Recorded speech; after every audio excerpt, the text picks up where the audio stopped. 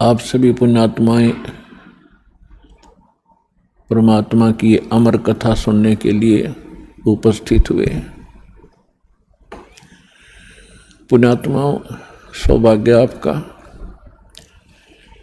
आपको ऐसे समय में मनुष्य जीवन प्राप्त है जो समय बहुत ही मुश्किल से सुलभ होता है।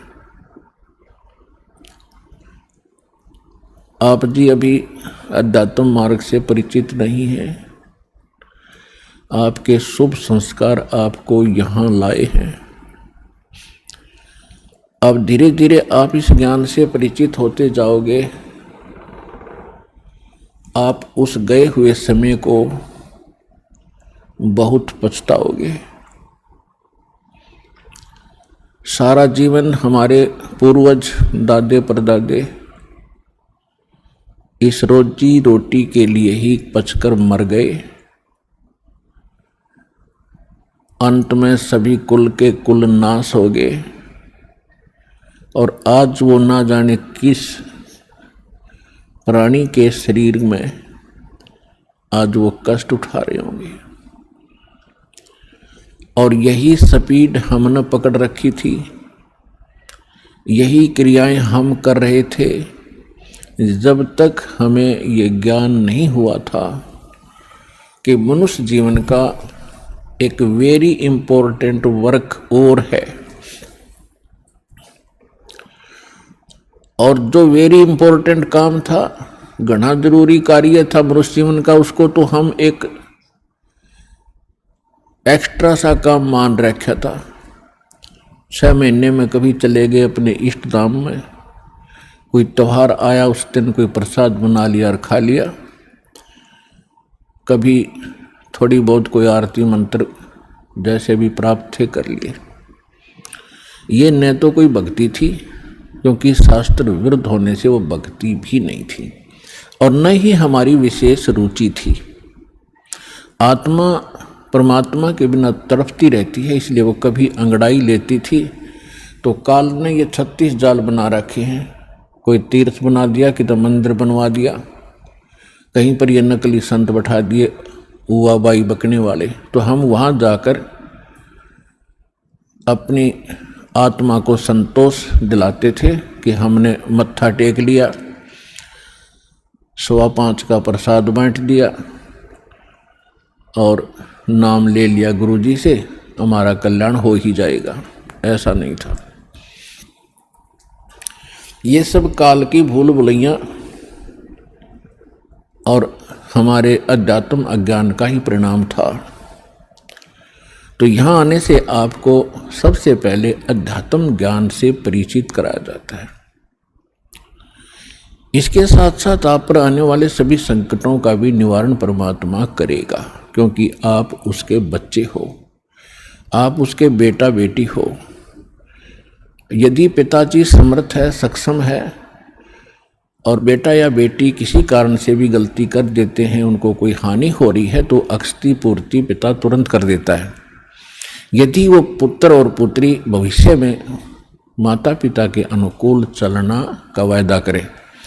इसी प्रकार हम बिगड़ गए हैं, अपने परमात्मा पिता से विमुख हो गए थे, और इस काल के जाल में फंस के हम अनेकों कष्ट उठा रहे हैं। जिसमें हम परमात्मा के पुनः समर्पित हो जाएंगे, वो हमें फिर सभी सुख देगा, उस पिता की तरह जो अपनी संतान को देता ही है। तो आपके ऊपर एक विशेष रहम किया है दाता ने, ऐसे समय में मानुष जीवन दिया, और फिर पिछले शुभ संस्कार आपके यहाँ प्रेरित करके लाए हैं। यहाँ पर कोई भी पुण्यात्मा भले ही कोई किसी रोग के कारण आया है, कोई अन्य संकट निवारण के लिए ही यहाँ पहुँचा है, उसके लिए वो दुख, वो कष्ट, वो संकट एक वरदान सिद्ध होगा, यदि वो इस मार्ग पर ढंग से समझकर टिका रहा तो। क्योंकि कोई भी ऐसी वस्तु नहीं होती जो तुरंत कर दी जावे। एक संकट आपका आशीर्वाद से निवारण कर भी दिया और आप संतुष्ट हो गए और चले गए, फिर आए नहीं, वो तो एक का दुख दूर हुआ। आपके जीवन में ना जाने कितने संकट और आने से हैं, और यहाँ आते रहोगे तो उन सभी का निवारण सहज में होता रहेगा। आपको पता भी नहीं चलेगा कि कोई आपत्ति हमारे पर आनी थी। उसको परमात्मा पहले ही दूर कर देगा। किन के संकट दूर करेगा? जो परमात्मा पर समर्पित हो जाएंगे। समर्पित हमने कैसे होना है? जैसे पति भरता स्त्री अपने पति के अतिरिक्त किसी अन्य पुरुष में कभी भी पति वाला भाव नहीं करती, तो उसका पति उससे विशेष प्रेम करता है, विशेष उसका ध्यान रखता है। तो हम अपने पति से, अपने मालिक से, अपने स्वामी पूर्ण परमात्मा कबीर देव से हम दूर हो चुके हैं। हमने यहाँ आकर के 36 खत्म कर लिए। कैसे कर लिए? कभी हम शिव की पूजा करते हैं, उसको मालिक मान बैठते हैं। कभी हम गणेश को मालिक मान बैठते हैं। कभी हम विष्णु जी को, कभी हम अन्य देवी देवताओं या गांव के किसी भैरव भूत बेतालों को। और ये ऐसे सक्षम नहीं हैं जो हमें कुछ सुख दे सके। ये ना हमें दुख दे सकते, ना ये हमें सुख दे सकते, क्योंकि ये केवल हमें किया कर्म ही देते हैं। और पूर्ण परमात्मा सत्य पुरुष कबीर देव, कबीर साहिब, ये हमारे सभी संकटों का निवारण करते हैं। ये सक्षम है। हमारे जीवन में आने वाले यानी प्रारब्ध में, किस्मत में किसी भी प्रकार का कोई संकट है, उसका ये निवारण सहज में कर देते हैं। ये कब करते हैं? जब हमारी आस्था 100% कबीर परमेश्वर में हो जाएगी और अन्य किसी भी देव से हम कोई भी वस्तु की डिमांड स्वप्न में भी नहीं करेंगे। किसी भी प्रकार का कोई संकट है तो अपने परमात्मा कबीर जी से ही हम अर्जी लगाएंगे हृदय से। कुछ समय के बाद आपका स्वभाव बन जाएगा इस ज्ञान और समाधान और इस भक्ति के कारण कि आप पर कुछ भी आपत्ति आवेगी, आप केवल हे बंदी छोड़, हे परमपिता परमात्मा कबीर साहिब, आपके मुख से यही निकलेगा। तो उस समय परमात्मा आपके साथ हो लिया। फिर उस आत्मा के जीवन सफर में कोई भी संकट, सफर के अंदर कांटे होते हैं रास्ते में, तो हमारे जीवन सफर में कोई भी कर्म, पाप कर्म रूपी कांटा होगा, तो वो परमात्मा ऐसे बुहार देगा जैसे पति भरता जमी पर जो जो धर है पाँव, समर्थ झाड़ू देत है ना काटा लग जावे। उस समर्थ को भूल कर हम परमात्मा से दूर होकर संसारिक लोगों से, संसारिक इन अधिकारियों से और इस 3 लोक के भगवान देवों से हम इनसे अपना संकट निवारण की इच्छा करते रहे। ये हमारी अध्यात्म ज्ञान की जो है कमी थी, त्रुटि थी। और जब हम परमात्मा से ही सब कुछ डिमांड करेंगे, इनके ऊपर समर्पित हो जाएंगे, तो परमात्मा कहते हैं जिस समय आप गर्भ के अंदर थे उस समय आपके साथ कौन था? ना माँ थी, ना पिता था, ना कोई अन्य सगा संबंधी था। अकेले आप और परमात्मा, बीच में कोई नहीं था। उस समय आप सीधी पुकार कर रहे थे, हे परमात्मा मुझे इस नरक से निकाल दे। माँ के गर्भ में बहुत पीड़ा होती है। उस पीड़ा को हम बाहर आने से भूल जाते हैं, क्योंकि त्रिगुण में माया, इन तीनों गुणों के प्रभाव से हम बहुत ज़्यादा प्रभावित होकर के अचेत हो जाते हैं। वो पिछली सब शुद्ध बुद्ध समाप्त हो जाती है। और परमात्मा आप कितना साक्षी है कि अंदर माँ के पेट में आपको उसने पाला, माँ के गर्भ से बाहर आने से पहले आपकी कैसी व्यवस्था कर दी, वो कितना चिंता करता है आपकी। दांत नहीं थे तो माँ के स्तन में दूध भेज दिया, और उससे पहले एक टोपा दूध नहीं था माँ के स्तन में।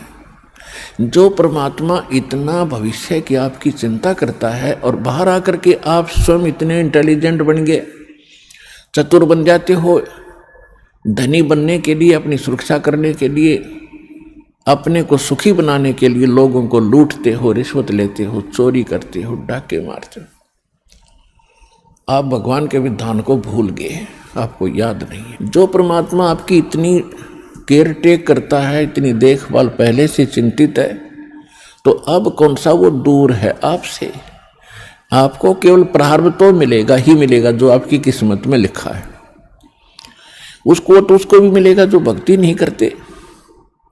लेकिन भक्ति करने का उद्देश्य मूल यही होता है, आत्म कल्याण हो, और इस जीवन में हमारा कोई पाप कर्म हो, कोई कष्ट आना हो, उसका भी निवारण हो।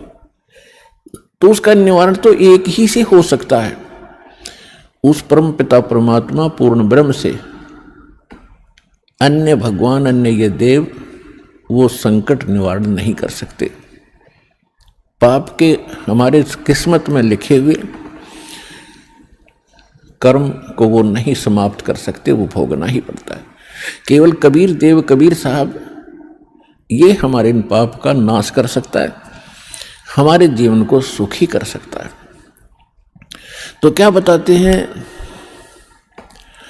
उस समर्थ की रीझ छुपाई, अब कुल कुटुंब से राता, गर्भ के अंदर बचन भरे थे, कहाँ गई वो बात।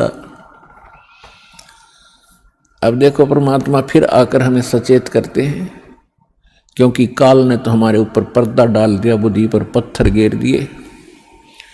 माँ के गर्भ से बाहर आते ही हम सब कुछ भूल गए, नए सिरे से पढ़ाई जाती है। ये तेरा चाचा, ये तेरी चाची, ये तेरी माँ, ये तेरे पिता, मामा, ये बुआ, और कै ख ग ग ड, ये नए सिरे से पढ़ाए जाते हैं। हम इतने जो है अचेत हो जाते हैं, और परमात्मा फिर आकर हमें फिर नए सिरे से याद दिलाते हैं कि उस समर्थ की रीझ छुपाई। उस समर्थ ने आपके ऊपर प्रसन्न होकर के आपकी प्रार्थना सुनी। रीझ माने खुश होकर के आप पर जो रहम किया, वो रीझ आपके ऊपर प्रसन्न हुए। उस समर्थ की रीझ छुपाई, वो भूल गया तो उस मालिक के उस रहम को। अब कुल कुटुंब तय राता, अब भूल गया ये तेरा बेटा या कोठी या कार, ये मेरा, ऐसे वैसे सारा दिन इसी भूल भुलैया में जीवन नाश कर रहा है। और गर्भ के अंदर बचन भरे थे, कहाँ गई वो बात। अब परमात्मा याद दिलाते हैं, अब कहाँ गई वो तेरी बात, जब नौका था माँ के पेट में कि हे परमात्मा एक बार मुझे बाहर निकाल दे, कभी भी गलती नहीं करूँगा, आपकी याद गणी रखूँगा और आप पर पूरा विश्वास करूँगा। निर्वाह के लिए कार्य करते समय भी आपकी याद कभी नहीं भूलूंगा। और अब हम क्या करते हैं, केवल संसारिक इन कार्यों में सारा जीवन लगाते हैं। भगवान की याद तो कभी कोई चर्चा करता तभी आती है, ना तो स्वप्न में भी ना आती है हमारे को। तो उसके लिए क्या बताते हैं कि वो परमात्मा जब आपको माँ के गर्भ में भी सुरक्षित रखता है, आपके बाहर आने से पहले आपके आहार के लिए माँ के स्तन में दूध भेजता है, तो आगे आने वाले जीवन में जो तूने जैसा किया है उसमें क्या वो कमी करेगा? तो इस आधार से भी हमने उन बुराइयों से हट जाना चाहिए जो हम स्वयं धनी बनना चाहते हैं। चोर मिलावट करके, झूठ बोल के, चोरी करके हम इस तरह जो धनी बनना चाहते हैं, रिश्वत लेकर, तो ये हमारी भूल है। ये पैसा ऐसे एकत्रित किया हुआ आपके पास नहीं रहेगा। परमात्मा आप पर रहम करेगा और उसकी भक्ति सत्य करोगे तो जो प्रारब्ध है वो तो आपका मिलेगा, लेकिन उस प्रारब्ध के अंदर जो कांटे हैं कर्म के वो नहीं दुख देंगे, और फिर प्रारब्ध से अधिक भी देगा, क्योंकि परमात्मा के पास वो समर्थ है, उनके पास एक वीटो पावर है, वो केवल कबीर साहब के पास है।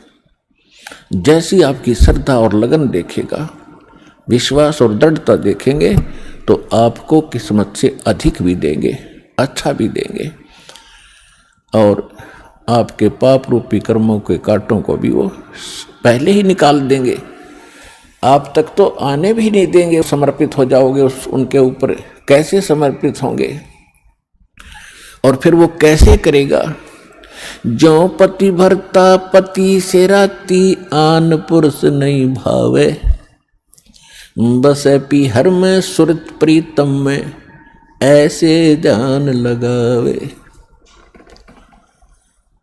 कि जैसे पतिव्रता अपने पति से ही लीन रहती है, आन पुरुष अन्य पुरुष नहीं भावे, उसके मन में स्वप्न में भी नहीं आता अन्य पुरुष के प्रति कोई भी कुविचार। और यदि वो लड़की अपने माँ के चली जाती है तो भी अपने पति की शुद्ध, वो मुख से नहीं बोलती लेकिन अंदर से वो नहीं भूल पाती। ऐसे ही आप उस परम पिता पर आश्रित हो जाओगे। कहीं पर भी आप काम कर रहे होगे, किसी भी फील्ड में, चाहे दुकान, मजदूरी, किसानी या नौकरी, तो आप उसी लड़की की तरह उस पर अपने पति यानी कबीर भगवान को, परमात्मा को, उस मंत्रों को, उनके रहम को आप कभी भूल नहीं पाओगे। तो उस समय आपका नाता उस परम पिता से जुड़ चुका है। यदि आप पल पल पर भूल जाते हो, याद नहीं रहती है भगवान की मेहर, तो अभी आपकी समर्पण भाव में कोई कमी है, जिस कारण से भगवान ने आपको दृढ़ता से नहीं पकड़ा है। तो जब आपको परमात्मा दृढ़ता से कैच कर लेगा, आपकी सच्चा समर्पित भाव देख लेंगे, वो तो अंतर्यामी है। तो उस समय कहा है कि जैसे पतिव्रता जमीन पर और जो जो धर है पाँव, जितने कदम रखती है, समर्थ झाड़ू देत है, ना कांटा लग जाए। इतना दयालु है ये कबीर भगवान। आपके जीवन रूपी सफर में आपके कदम रखने से पहले आपके वो पाप रूपी कांटों को बुहार देगा, झाड़ू दे देगा आपके रास्ते में, कि कहीं मेरी प्यारी आत्मा को वो कांटा ना लग जाए। अब दास देख रहा, जिसने आज 20-20 वर्ष हो गए नाम लिए, ने 10-10 वर्ष हो गए, 15-15 वर्ष हो गए, 5-5 वर्ष हो गए, 6-6 वर्ष हो गए, अब वो कितना सुखी जीवन जी रहे हैं। और उनके घरों के पास में, दूसरे रिश्तेदारों में, अपने घरों में दूसरे चाचे ताऊओं में के कर टूट रहे हैं, और कितने कितने दुखों का वो सामना कर रहे हैं। तो वो इन पर भी आने थे, आज उनको पता भी नहीं कि हमारे ऊपर कोई कष्ट आना था, क्यों आया ही नहीं। तो पुण्यात्माओं, आज उन भक्तों से पूछ कर देखना आप, क्योंकि आपको यहाँ इकट्ठा इसलिए किया जाता है, आपसे पहले लगे हुए बच्चे, भाई बहन आपके भी यहाँ आते हैं, और वो आपको अपना अनुभव सुनाते हैं कि हम ऐसे दुखी थे, और जिस दिन से दीक्षा ली है, मालिक की शरण ग्रहण की है, हम पर कोई संकट नहीं आया। आपको दृढ़ता मिलती है, आपको विश्वास होता है, और वो सत्य होती है। जब एक आम आदमी जिसको आप जानते नहीं, वो आपको जानता नहीं, बता रहा, तो सच्चाई होती है। तो इसलिए फिर आप और डगमग होने से बच जाते हो। इसलिए आप जी को यहाँ बुलाया जाता है। और जो प्रसंग चल रहा है कि परमात्मा ने जो आपको, जब आप भगवान से जुड़ जाते हो तो आपको परमात्मा अपने कोटे से लाभ देना शुरू करेगा। और फिर आपको ऐसी विधि साधनाएं, शास्त्र अनुकूल भक्ति विधि बताई जाती है जो आपने फिर अपने पैरों पर खड़ा होना पड़ेगा। जैसे सरकार क्या करती है कि किसी व्यक्ति को रोजगार प्राप्त नहीं है, उसको लोन देती है और उसमें कुछ सब्सिडी भी देती है कि भी 80% सब्सिडी है।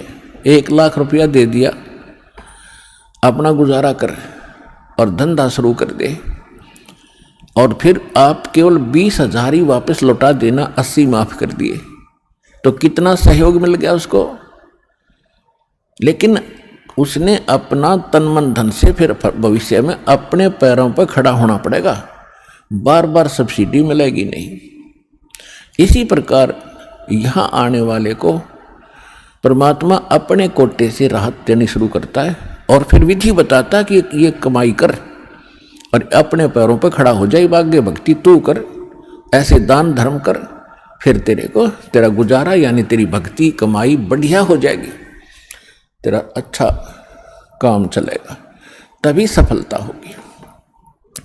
क्योंकि आपके भाग्य में सुख नहीं था, संकट थे, इसलिए तो आप पर कहर टूटे, दुख हुए।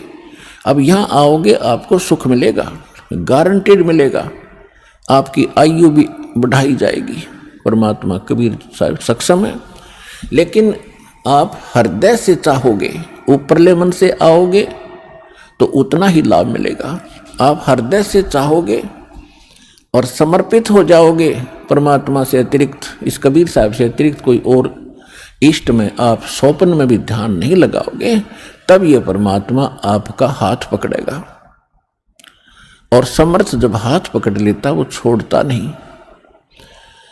तो इसलिए आप जी यहाँ आने से पहले इस ज्ञान को समझें और हमारे मूल उद्देश्य को समझें कि हम क्या बताना चाहते हैं। हम केवल यहाँ संकट निवारण और रोग निवारण के लिए नहीं बैठा दास, ये तो एक्स्ट्रा देते हैं आपको, ये तो आपको रूंगे में देते हैं, रूंगे में, ये सौदे में नहीं। हमारे सौदे में तो केवल जन्म और मरण के इस कहर को समाप्त करने का ये हमारा उद्देश्य है।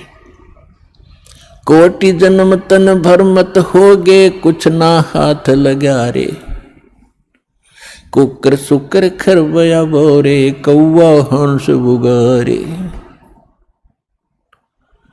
कोटि जन्म तू राजा की न्या, मिटी न मन की आशा, भिक्षुक होके दर दर घूम्या, ये मिला न निर्गुण रासा। इंद्र कुबेर ईश की पदवी, ब्रह्मा वरुण धर्मराया, विष्णुनाथ के पुर को जाके तो फिर भी वापस आया। असंग जन्म तन मरता होगे, जीवित क्यों न मरे रे, 12 दर मद महल मठ बोरे, बहुर न दे धर रे। दो जग भिष्ट सभी ते देखे, राजपाट के रसिया, 3 लोक से तरपत नहीं, ये मन भोगी खसिया। सतगुरु मिले तो इच्छा मिटे, पद मिल पदे समाना, चल हंसा उस लोक पठाऊं, जो आदि अमर अस्थान। 4 मुक्ति जहाँ चंपी करती, माया होरी दासी, दास गरीब अभय पद पर से, वो मिले राम अविनाशी। हमारा ये सौदा है, हम ये सौदा दे रहे हैं, हम ये सौदा बेच रहे हैं। कोटि जन्म तो भरमत हो गए और कुछ नहीं हाथ लगा रहे। एक करोड़पति व्यक्ति अपने हेलीकॉप्टर से आ रहा था, दुर्घटनाग्रस्त हो गया, उससे हेलीकॉप्टर से 1 मिनट में मृत्यु होगी, क्योंकि शास्त्र अनुकूल विधि साधना उनके पास थी नहीं। पिछला पुण्य समाप्त हुआ, संस्कार जीवन था वो समाप्त हुआ, वो जोड़ा जाड़ा धन यहां छोड़ के चला गया भाई, पल्ला जाड़ के। और अब क्या बनेगा? फिर पीछे तू पशुआ की जय गद्दा बैल बनाई, ये 56 भोग कहाँ मन भोरे की तकुरड़ी चरने जाई। ओए पुण्यात्माओं, कलेजा फट जा मानस का जब थोड़ी सी होश हो तो, और शोधी आवेगी, ज्ञान आएगा, अकल आवेगी इस ज्ञान के सुनते। और ये ज्ञान सतगुरु दे सकता, पृथ्वी पर कोई दे नहीं सकता। और सतगुरु वर्तमान में इस दास के अतिरिक्त 21 ब्रह्मांड में नहीं है।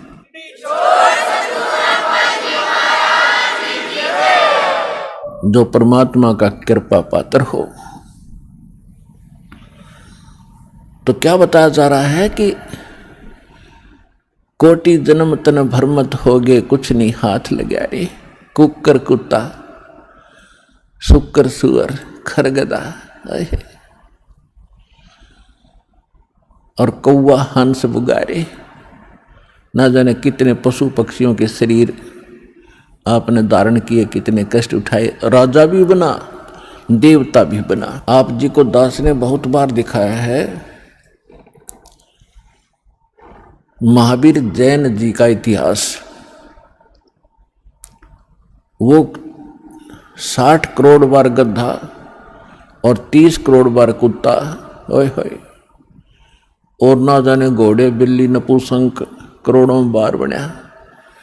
और कुछ बार राजा भी बना, 80 लाख बार देवता भी बना, 80 लाख बार 80 लाख बार देवता बना, और 60 करोड़ बार गधा बन गया। गधा ते कब बना बतेरा, सारी अकड़ निकल जा जीव की। तो खाक देवता बना, फिर गधा बन के खड़ा हुआ। What is this?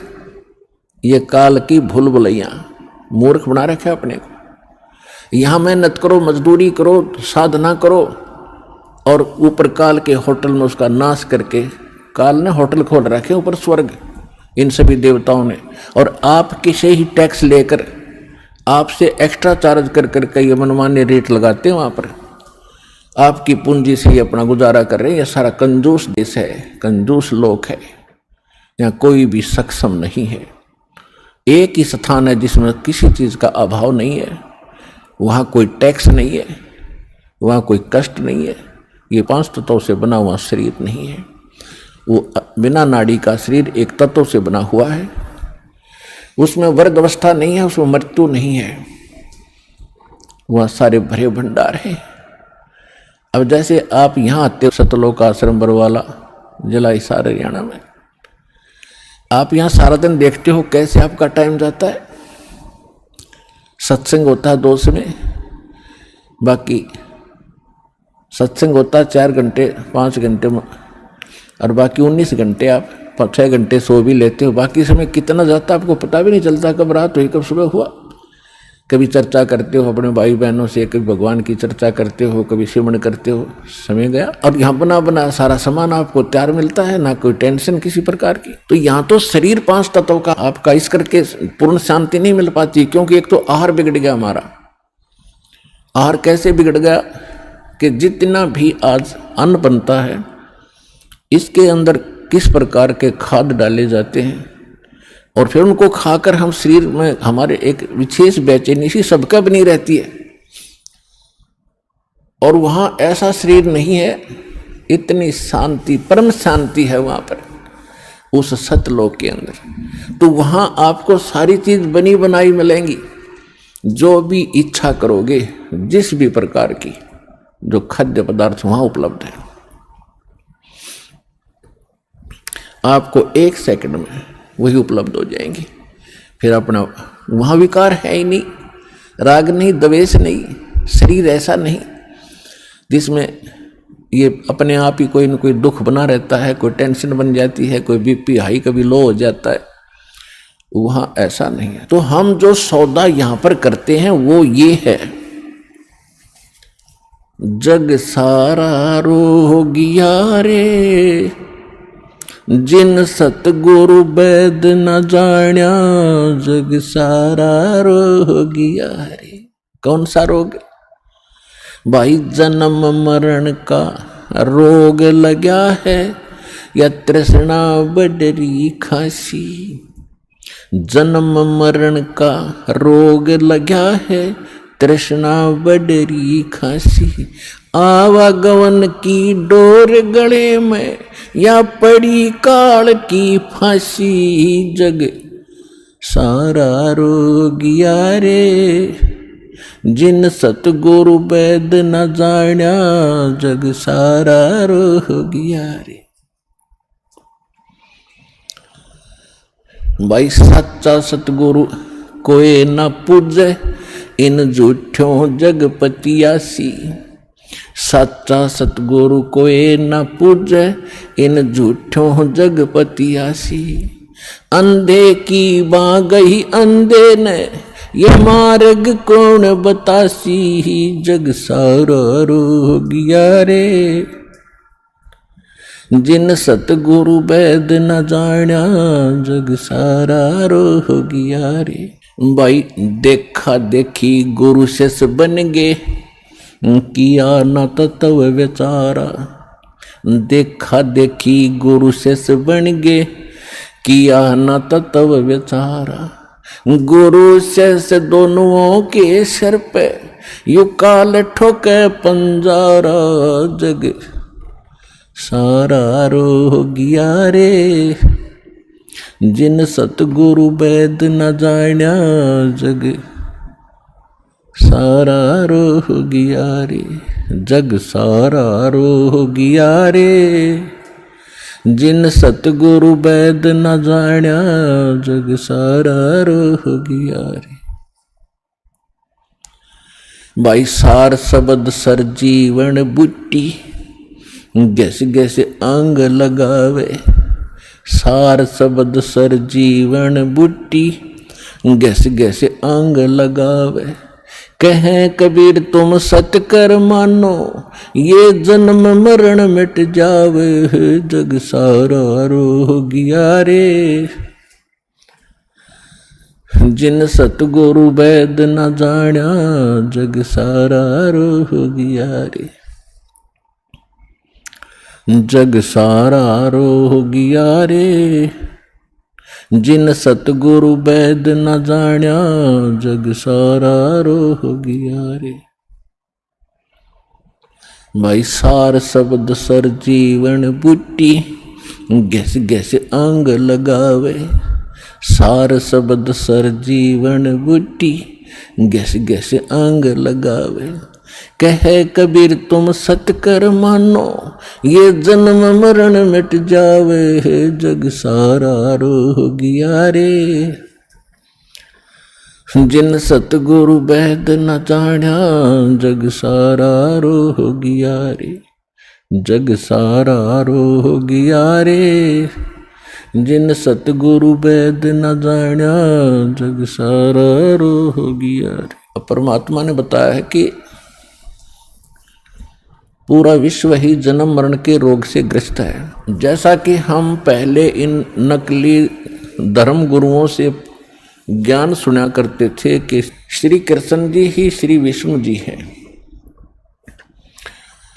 और शंकर ब्रह्मा विष्णु ये तीन अमर देवता हैं, इनका जन्म मृत्यु नहीं होता, ये समर्थ हैं। और ये ब्रह्मा जी की पूजा को तो नहीं कराते थे, लेकिन विष्णु जी और शंकर भगवान की पूजा ये हमें करने का सलाह देते थे, राय देते थे। और इनको मृत्युंजय, कालज्ञ, सर्वेश्वर, अंतर्यामी, न जाने क्या क्या उपमा दिया करते थे। अब जब परमात्मा ने दया की हम पर, हमारे को सद्बुद्धि दी, हमें ये ज्ञान हुआ और विद्या दी, भगवान ने अक्षर ज्ञान कराया। अब हमने जब सदग्रंथों को देखा परमात्मा के उस ज्ञान की रोशनी में, उस तत्व ज्ञान से जब इनको जांचा तो क्या पाया ये कहते थे श्री कृष्ण जी ने श्रीमद् भगवद गीता का ज्ञान अर्जुन को सुनाया, तो इससे भी भिन्न पाई वास्तविकता ये थी कि श्री कृष्ण के शरीर में यो काल बोला था। ये काल कौन था? ये 21 ब्रह्मांड का स्वामी है, ब्रह्मा विष्णु महेश का पिता है, दुर्गा देवी जी का पति है, और ये तीनों इनके पुत्र हैं, दुर्गा और इस काल भगवान के।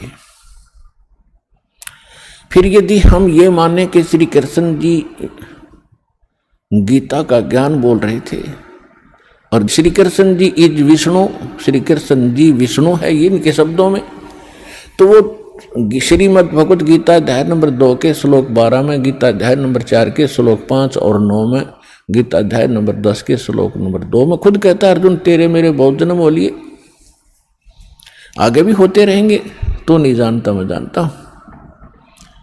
तो इनका भी जन्म मरण का रोग नहीं कटा, ये भी जन्म मरण के रोग से ग्रस्त है, तो इससे आगे फिर बचा ही नहीं जो अविनाशी हो। तो इसलिए परमात्मा का ये एक शब्द, एक लाइन पहली बार कोई सुनेगा तो उसको खटकेगा कि सारा जग जन्म मरण के रोग से ग्रस्त है। आज आपको पता चला कि सचमुच सभी जन्म मरण के रोग से ग्रस्त हैं, इनकी जन्म मृत्यु सदा होती आई है। और परमात्मा गारंटी देते हैं कि हमारे पास एक सार शब्द है, सार नाम है, उसके जाप करने से आपका एक गारंटीड है जन्म मरण मिट जाएगा, यो रोग कटेगा।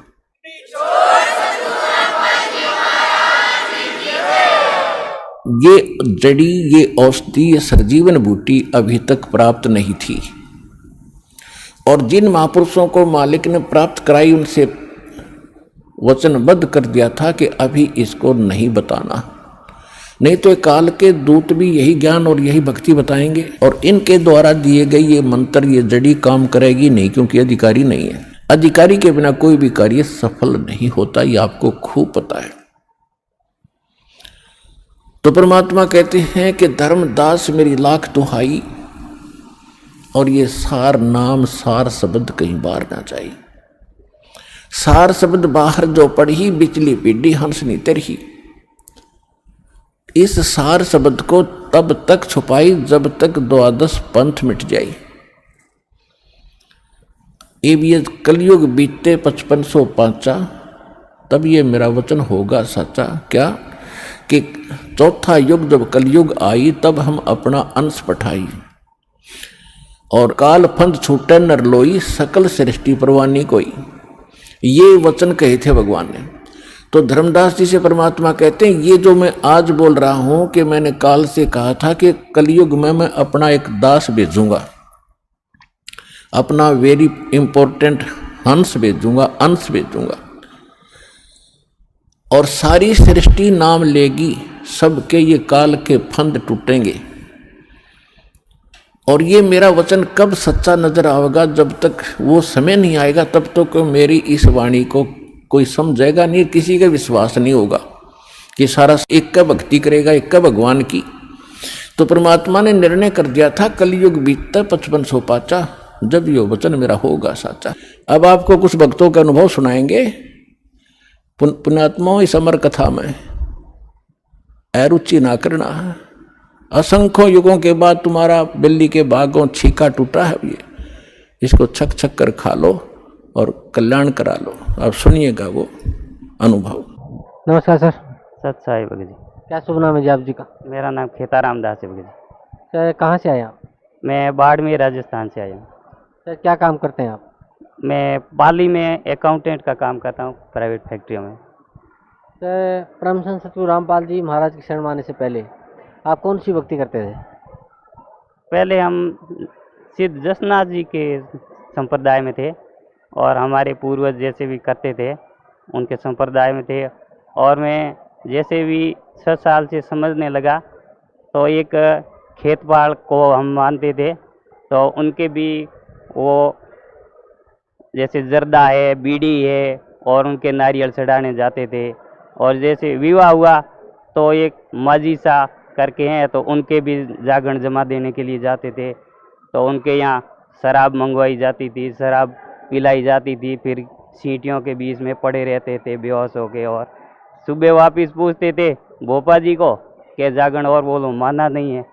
फिर हम बहुत परेशान रहते थे भगत जी। तो सर, ये जो आप भक्ति करते थे, इससे आपको क्या लाभ मिलता था? इससे भगत जी हम मजबूरी में ये कर रहे थे। लाभ को तो छोड़ो, हमको बहुत घाटा ही घाटा था। हमारे घर पे मतलब रात को बच्चे चिल्लाते रहते थे, जैसे इनको कोई काट रहा है। बहुत ही परेशान थे बच्चे। तो फिर हम क्या करते हैं, तो उनका समाधान ढूंढने के लिए वो भोपों को, जैसे भी हमारी परंपरा में जानते थे, तो उनको भोपों के पास में जाते थे। वो बताते हैं कि उनके यहाँ नारियल चढ़ाओ, उनका जागरण बोलो। ऐसे करते करते भी हम बहुत परेशान रहते थे। मैं काम पे रहता था, तो घर से जैसे भी उनका फ़ोन आता था तो मेरे को लगता था कोई न कोई परेशानी आ गई है, नहीं तो वो फ़ोन करते ही नहीं थे। फ़ोन आने का मतलब है कोई न कोई समस्या आ गई। और मैं घर से, वहाँ से काम से भी डिस्टर्ब जो होता था, घर आता था, फिर उनको भोपों के पीछे पड़ता था।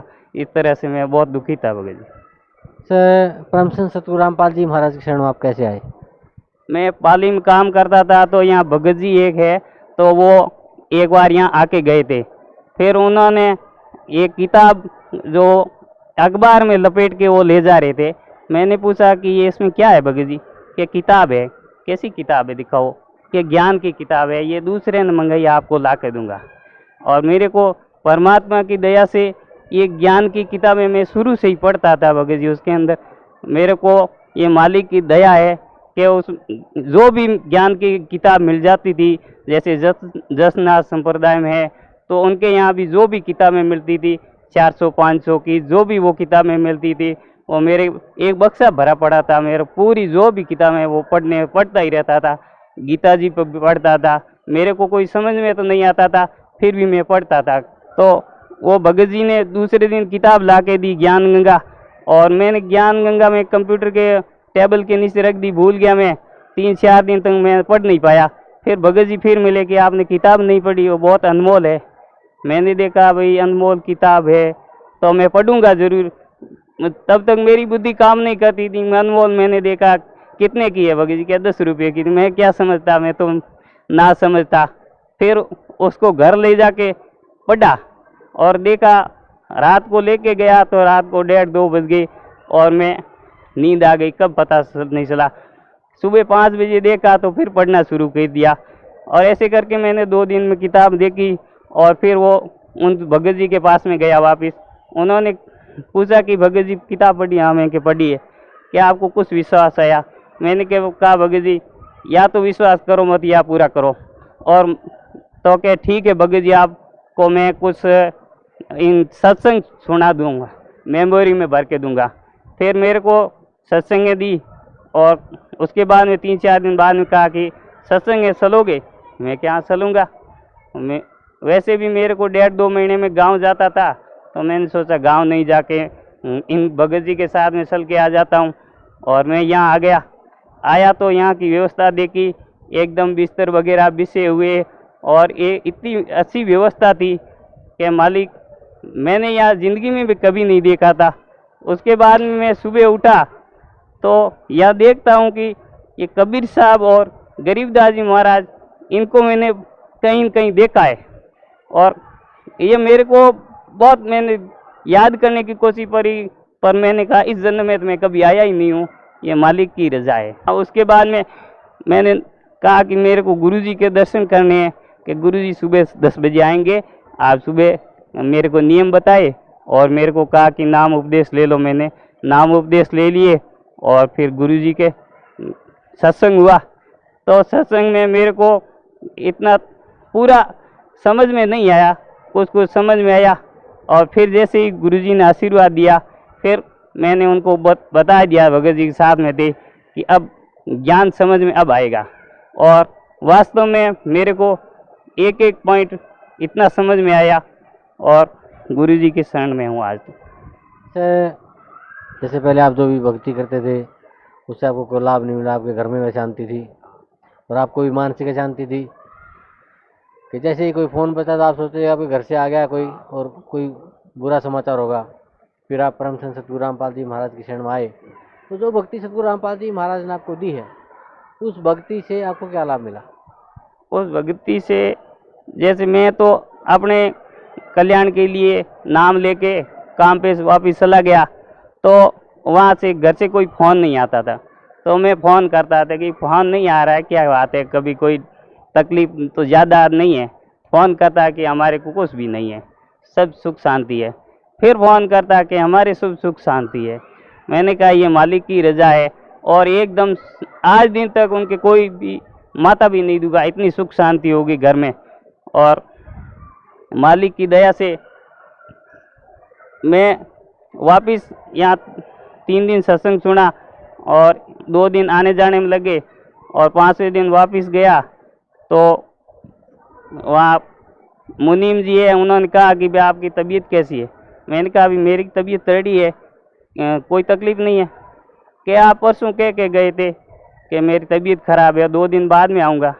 मैंने कहा अभी मैं तो 5 दिन से सत्संग में जाके आ रहा हूँ, 2 दिन कौन आया, क्यों? वो कहे यार क्यों मजाक करते हैं। मैंने कहा ये मजाक नहीं है, ये हकीकत है। मजाक आप याद करो, क्या मैं बिल्कुल याद कर रहा हूँ, आपको याद नहीं है। फिर मैंने भगत जी को बताया कि मालिक परमात्मा ही काल के जाल से छुट्टी दिलवाते हैं। सर, भक्त समाज को क्या संदेश देना चाहते हैं आप? भगत समाज को यही संदेश देना चाहते हैं कि ये अपने शास्त्रों के अनुसार भक्ति है, और परमात्मा खुद आए हुए हैं। और अब जैसे भी मैं भटक रहा था और दुखी भी था, यहाँ आके सब सुख शांति मिली है, और सतलों का रास्ता भी मालिक ने बताया है, और यहाँ से पूरे जगत का कल्याण करने के लिए परमात्मा आए हुए हैं। अगर इनके शरण में आएंगे तो आप इतना सुख पाएंगे कि अभी सपने में भी सोच नहीं सकते थे, और नहीं तो ऐसे ही भटक रहे हैं और दुख पा रहे हैं, उनसे कोई आना जाना नहीं है। इसलिए सभी भगत आत्माओं से मेरी प्रार्थना है कि सतलोक आश्रम बरवाड़ा, जिला हिसार, हरियाणा में आएँ और नाम उपदेश लें और अपना कल्याण करवाएं। धन्यवाद आपका, बहुत बहुत। अगर आप ये वीडियो YouTube पर देख रहे हैं तो हमारे चैनल को सब्सक्राइब करें और बेल आइकन को दबाना ना भूलें। अगर आप Facebook पर ये वीडियो देख रहे हैं तो हमारे पेज को लाइक करें।